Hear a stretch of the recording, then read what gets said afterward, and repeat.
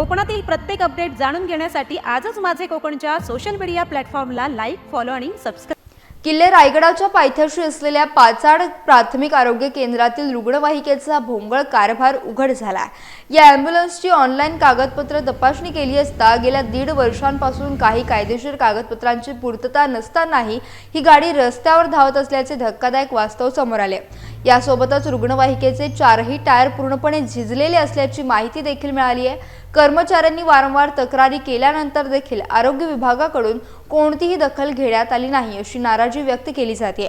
दरम्यान सकाळच्या सुमारास एका गर्भवती महिलेला उपचार करून घरी घेऊन येत असताना पाचाड घाटात अॅम्ब्युलन्सचा झिजलेला टायर अचानक फुटला.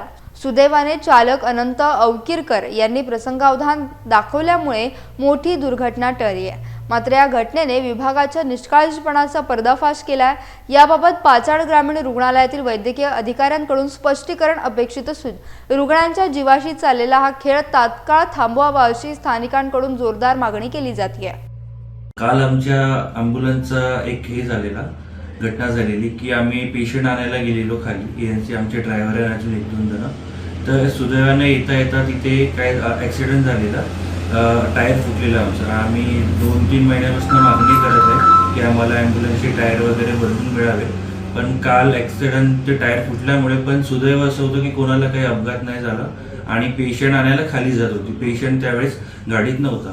तशी मागणी आम्ही आता त्यांना सगळ्यांना केलेली आहे. वरच्या DHO कार्यालयांना कळवलेलं आहे की आम्हाला हे, आणि त्यांनीही लवकरात लवकर याच्यावर काहीतरी कारवाई करून तुम्हाला टायर उपलब्ध करून देऊ अशी आम्हाला आश्वासन दिले होते.